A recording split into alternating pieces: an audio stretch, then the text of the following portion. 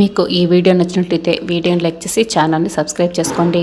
Senior assistant Srinivasarao గారు right side రూమ్లో ఉంటాడు. నన్ను చూస్తే వాడికి అనుమానం వచ్చేస్తుంది. మీరే వెళ్ళండి పృథ్వీ అని పృథ్వీ ఫ్రెండ్ విశాల్ చెప్తూ ఉంటాడు. పొన్నమి పృథ్వీ ఇద్దరు శ్రీనివాసరావు రూమ్కి వెళ్తారు. నమస్కారం శ్రీనివాసరావు గారు అని పృథ్వీ చెప్తూ ఉంటాడు. ఎవరండి మీరు అని శ్రీనివాసరావు అడుగుతూ ఉంటాడు. నేనండి, లాస్ట్ టైం నా ఫ్రెండ్ మీకు పరిచయం చేశాడు కదా, మనం కోర్టులో షటిల్ కూడా ఆడాము కాకు పగిలిపోయే వరకు అని పృథ్వీ చెప్తూ ఉంటాడు. గుర్తొచ్చిందండి, రండి కూర్చోండి అని శ్రీనివాసరావు అంటూ ఉంటాడు. ఏంటి ఇలా వచ్చారు అని శ్రీనివాసరావు పున్నమిని అడుగుతూ ఉంటాడు. మేమిద్దరం పెద్ద కాలేజీలో ప్రిన్సిపాల్గా పనిచేస్తున్నాం అని పృథ్వీ చెప్తూ ఉంటాడు. నమస్కారం అండి అని శ్రీనివాసరావు చెప్తూ ఉంటాడు. నమస్కారం అని పొన్నమి పృథ్వీ చెప్తూ ఉంటారు. నాతో ఏం పని ఉండి వచ్చారు అని శ్రీనివాసరావు అడుగుతూ ఉంటాడు. ఇక మీ దగ్గర క్వశ్చన్ పేపర్స్ దొరుకుతాయని తెలిసింది, మాకు ఫిజిక్స్ కెమిస్ట్రీ క్వశ్చన్ పేపర్స్ కావాలి అని పృథ్వీ చెప్తూ ఉంటారు. ఏం క్వశ్చన్ పేపర్స్ అండి, నాకేం తెలీదు అని శ్రీనివాసరావు చెప్తూ ఉంటాడు. మీకు తెలియకపోవడం ఏంటండి, మీరే క్వశ్చన్ పేపర్స్ లీక్ చేస్తారని విషయం అంతా తెలుసుకొని ఇక్కడికి వచ్చాము. ఎంత డబ్బు ఖర్చైనా పర్వాలేదు, ఎంత కావాలంటే అంత ఇస్తాము, మాకు క్వశ్చన్ పేపరే ముఖ్యం అని పొన్నమి చెప్తూ ఉంటుంది. క్వశ్చన్ పేపర్స్ ఎవరు అమ్మరండి అని శ్రీనివాసరావు చెప్తూ ఉంటాడు. మీ ఇష్టమండి, మీరు కాకపోతే ఇంకొకరు డబ్బు పెడితే ఎవరో ఒకరు పేపర్స్ ఇస్తారు కదా, పదండి వెళ్దాం అని పృథ్వీ పొన్నమి వెళ్ళిపోతూ ఉంటారు. ఆగండి కూర్చోండి అని శ్రీనివాసరావు చెప్తూ ఉంటాడు. మీరు అడుగుతున్నది 2 క్వశ్చన్ పేపర్స్ కదా, రెండింటికి 20 లక్షలు అవుతాయి అని శ్రీనివాసరావు చెప్తూ ఉంటాడు. 20 లక్షలు కాకపోతే 25 లక్షలు తీసుకోండి అని పృథ్వీ అంటూ ఉంటాడు. 25 లక్షలా అని శ్రీనివాసరావు అంటూ ఉంటాడు. మరి మాకు క్వశ్చన్ పేపర్స్ ఎప్పుడు ఇస్తారు అని పృథ్వీ అడుగుతూ ఉంటాడు. ఎగ్జామ్ రోజు మార్నింగే ఇస్తామండి అని శ్రీనివాసరావు చెప్తూ ఉంటాడు. ఎలా ఇస్తారు అని పృథ్వీ అడుగుతూ ఉంటాడు. ఫోన్ నెంబర్ ఇచ్చేయాలండి, ఫోన్ నెంబర్కి షేర్ చేస్తాము అని శ్రీనివాసరావు చెప్తూ ఉంటాడు. డైరెక్ట్ హ్యాండ్కి ఇవ్వడం కుదరదా అని పొన్నమి అడుగుతూ ఉంటుంది. లాస్ట్ టైం హ్యాండ్కి ఇస్తుంటే చిన్న ఇష్యూ జరిగింది, అందువల్ల షేర్ చేయడమే జరుగుతుంది మేడం అని శ్రీనివాసరావు చెప్తూ ఉంటాడు. ఇష్యూ జరిగిందంటున్నారు, రేపు మాకు ఏదైనా ప్రాబ్లం వస్తుందా అని పృథ్వీ అడుగుతూ ఉంటాడు.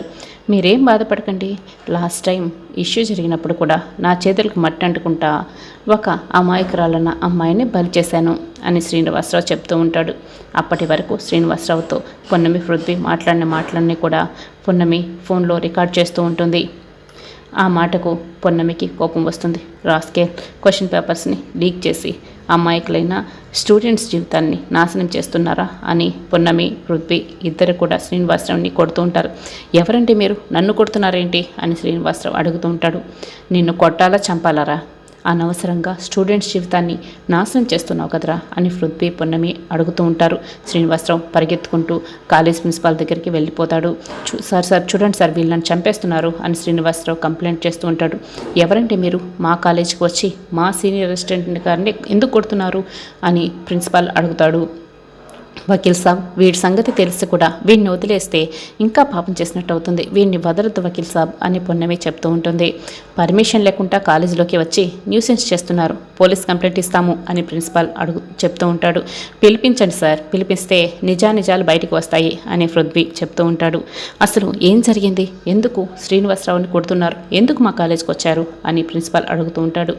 వీళ్ళెవరో నాకు తెలియదు సార్, అసలు నన్ను ఎందుకు కొడుతున్నారో నాకు అర్థం కావటం లేదు అని శ్రీనివాసరావు చెప్తూ ఉంటాడు. Last time question paper leak అయిన విషయంలో నా భార్య పున్నమి తప్పు చేసినట్లు పోలీసులు అరెస్ట్ చేశారు. అది మీ కాలేజీలోనే జరిగింది. పున్నమి ఏ తప్పు చేయలేదు, కావాలంటే ఈ వీడియో చూడండి అని ప్రిన్సిపాల్కి పృథ్వీ పున్నమి ఇద్దరు కూడా ఆ వీడియోని చూపిస్తూ ఉంటారు. ఆ వీడియోలో శ్రీనివాసరావు 20 లక్షలు క్వశ్చన్ పేపర్ అవుతుంది అని చెప్పిన మాటలన్నీ కూడా వస్తూ ఉంటాయి.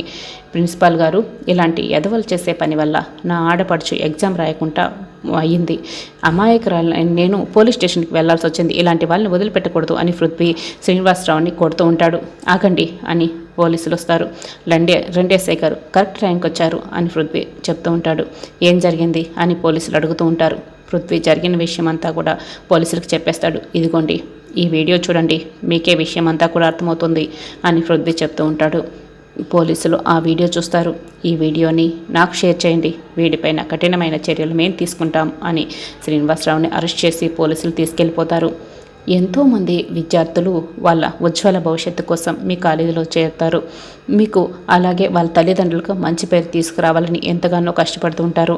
ఇలాంటి శ్రీనివాసరావు గారు లాంటి వారు క్వశ్చన్ పేపర్ లీక్ చేసి ఎంతోమంది విద్యార్థుల జీవితాలని నాశనం చేస్తున్నారు.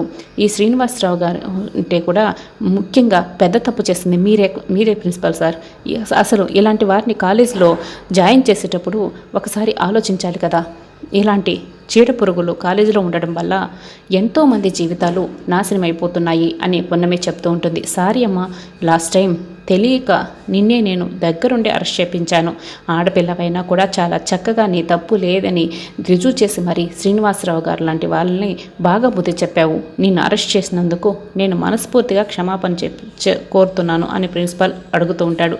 అయ్యో, క్షమాపణ లాంటి వద్దండి, ఇంకొకసారి శ్రీనివాసరావు లాంటి క్షీర పురుగుల్ని కాలేజీలో జాయిన్ చేసుకోకండి, అదే చాలు అని పున్నమి చెప్తూ ఉంటుంది. పృథ్వీ, పున్నమి కాలేజీ నుంచి వెళ్ళిపోతుంటారు. ఇంకోవైపు మయూక, అగ్నిదేవ్ రాజ్మహల్కి వెళ్తారు. మొన్నట్లాగా కాకుండా ఇల్లంతా కూడా చాలా పరిశీలించి వెతుకుతాం మయూక. ఏదో ఒక ఆధారం తప్పకుండా దొరుకుతుంది. పున్నమి నగలు ఎక్కడి నుంచే వెతికి ఎత్తుకెళ్ళిందన్న ఆధారం మనకు దొరుకుతుంది అని అగ్నిదేవ్ చెప్తూ ఉంటే సరే అని చెప్పి మయూక అంటూ ఉంటుంది. అగ్నిదేవ్ ఒకవైపు, మయూక ఇంకోవైపు వెతుకుతూ ఉంటారు. కాసేపటికి డాడీ, ఏ ఆధారాలు దొరకలేదు. పొన్నమి స్కెచ్ వేసిందంటే అక్కడ ఆధారాలు దొరకవని నీకు తెలుసు కదా డాడీ అని మయూక చెప్తూ ఉంటుంది. పొన్నమి కాదు, ఆ దేవుడు స్కెచ్ వేసినా సరే ఏదో ఒక ఆధారం వదిలిపెడతారు, బాగా వెతుకు మయూక అని అగ్నిదేవ్ చెప్తూ ఉంటాడు. ఏమో డాడీ, నాకేం కనిపించట్లేదు అని మయూక చెప్తూ ఉంటుంది. సరే పద, పైకి వెళ్ళి పై రూమ్లో వెతుకుతాం అని అగ్నిదేవ్ అంటూ ఉంటాడు. ఇద్దరు కలిసి మెట్ల మీద నుంచే పైకి వెళ్తూ ఉంటారు. అగ్నిదేవ్కు అక్కడ చిన్న డ్రెస్ ముక్క దొరుకుతుంది. చూసావా మయూక, పున్నమి స్కెచ్ వేస్తే ఏ ఆధారం దొరుకుతున్నావు కదా. ఎలాంటి వాడైనా సరే ఏదో ఒక ఆధారాన్ని వదిలేస్తాడు. ఇదిగో చూడు, ఆ రోజు పున్నమి దొంగతనానికి వచ్చినప్పుడు ఇక్కడ తన డ్రెస్ చింపుకున్నట్టుంది అని అగ్నిదేవ్ ఆ డ్రెస్సును పట్టుకొని చూస్తూ ఉంటాడు. పదండి డాడీ, రూమ్లో నగలు ఎత్తుకెళ్ళింది కాబట్టి ఆ రూమ్లో కూడా ఏదో ఒక ఆధారం దొరుకుతుందేమో అని మయూక కూడా చెప్తూ ఉంటుంది. అగ్నిదేవ్, మయూక ఇద్దరు కూడా రాజమాత రూమ్లోకి వెళ్తారు, వెతుకుతూ ఉంటారు. డాడీ, నువ్వు అటు వెతుకు, నేను ఇటు వెతుకుతాను అని మయూక చెప్తూ ఉంటుంది. ఇద్దరు వెతుకుతూ ఉంటారు. మయూకకు రక్తం కనిపిస్తుంది. డాడీ ఇలా రండి ఒకసారి అని అగ్నిదేవ్ని పిలుస్తుంది. డాడీ ఇలా చూడండి అని మయూక చెప్తూ ఉంటుంది. అగ్నిదేవ్ ఆ రక్తాన్ని టచ్ చేస్తాడు, స్మెల్ చూస్తాడు. ఇది రక్తం మయూక అని అగ్నిదేవ్ చెప్తూ ఉంటాడు. ఆ రోజు నగల కోసం వచ్చినప్పుడు కంగారులో వాళ్ళకి ఈ టీపాయ్ తగిలి దెబ్బ తగిలినట్టుంది, రక్తం కారింది అని అగ్నిదేవ్ అంటూ ఉంటాడు. ఈ రెండు ఆధారాలు చాలు పున్నమిని అరెస్ట్ చేయించడానికి. పద డాడీ, ఇప్పుడే ఆ పున్నమిని అరెస్ట్ చేపిద్దాం అని మయూక చెప్తూ ఉంటుంది. అరెస్ట్ చేయించడం కంటే ముందు ఆ పున్నమితో ఒక ఆట ఆడుకుందాం. మనం డైరెక్ట్గా ఆ పున్నమి ఇంటికి వెళ్ళి రాజమహల్లో నగలు కొట్టేసి నువ్వే నిన్ను పోలీసులు అరెస్ట్ చేయడానికి మా దగ్గర ఆధారాలు ఉన్నాయని ఆ పున్నమితో ఆట ఆడుకుందాం. ఫైనల్గా మన ప్లాన్ బ్లాస్ట్ చేద్దాం అని అగ్నిదేవ్ అంటూ ఉంటాడు. సరే డాడీ అని మయూక కూడా అంటూ ఉంటుంది. ఇంకోవైపు పున్నమి, పృథ్వీ ఇద్దరు ఇంటికి వెళ్తారు. ఆ రోజు అందరూ కూడా పున్నమిని నేరస్తురాలను నోటికొచ్చినట్టు మాట్లాడారు. కానీ ధైర్యం కోల్పోకుండా తప్పు చేయలేదు కాబట్టి తను తప్పు చేయలేదని ఈరోజు అందరి ముందు నిరూపించుకుంది. పున్నమి నేరస్తురాలు కాదని తెలిసిపోయింది. పోలీసులు అతన్ని అరెస్ట్ చేశారు అని పృథ్వీ చెప్తూ ఉంటాడు. ఏం మాట్లాడుతున్నావు పృథ్వీ అని భానుమతమ్మ అడుగుతూ ఉంటుంది. అవునానమ్మా, కాలేజీలో సీనియర్ అసిస్టెంట్ శ్రీనివాసరావు అనే అతను పేపర్ లీక్ చేశాడు. అతను చేసిన పనిని పున్నమి మీదికి నెట్టేశాడు.